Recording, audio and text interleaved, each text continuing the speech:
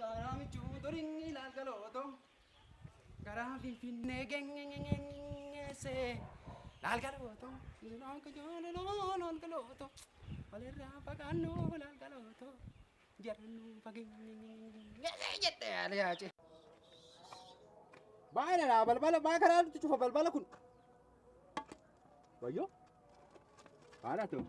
Itti. Oko. Bayo. Ayo. Semua. Iya kami. Kawan saaki sangkafa galma dhugaa faayidee sirbisanii miti atiya. Iya. Wayyoo takkatti si jaaladhu tokko si yoo ta'e balbalaa miti maali karaa miti wanuma beekte huccuuf yaale. Wayyoo siima. Fayyuma jirta? Jirta. Naguma. Baay'ee si beekaa sin jaaladha. Akkamiraa na beektaa noo. Oromoo ta'uu kee hin beekan ga'u. Oromoo ta'u haadhati naa jiraadhu. Atis naaf jiraadhu. Ani illee eenyu na beekan. Ana eenyu na beeku naannoo kana wanti xiqqoo na beeku. Xiqqoo na beeka malee jechuudha nama naannoo keenya. Abshir. Jabaa. Nama beekama gara fuulduraatti. Jabaadha hin beekamu. Nama beekama. Gaa si'a qabamte maal gochaa jirta reema? Kitaabaan dubbisaa jira. Kitaaba maal jedhu? Oromoo fi Finfinnee. Oromoo fi Finfinnee mata duree jedhu qabaa? Haadhatti. Waa'ee keenya jechuudha. Eeyyee. Waa'ee keenya. Eeyyee. Waa'ee naa. Eeyyee. Naannoo kana jiraattaa? Jiraattai. Amma eenyutu jiraadha? Durii kanaan jiru amma eenyutu jira? Amma waggaa kanatti na argitu waan akka. Waan nan ta'e moo? Dhiisi.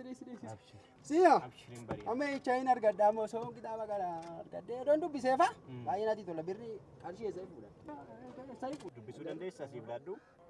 Garaa dubbina maa jechuun ammas jaaladhu akkas hin jibbine itti hikitti waantiyya.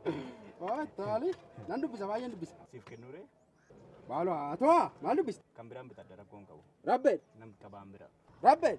Beeka kan? Kunooti. Fuduree aganite? Eeyyee. Haadhati qamadii namaa. Sirriitti dubbi. Haadhati ati moo? Jabaadhu sirriitti dubbisi. Nan dubbisa. Akkanumatti mootii ta'e jiraadhu. Naaf jiraadhu. Naa jiraadhu. Naaf jiraadhu. Ayyaanni Oromoo si wajjin haa ta'u. Lee naaf jiraadhu.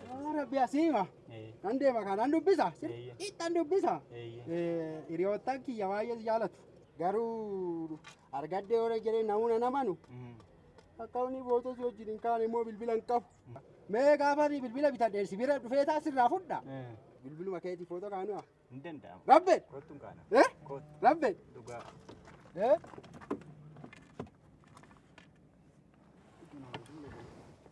Kamadina.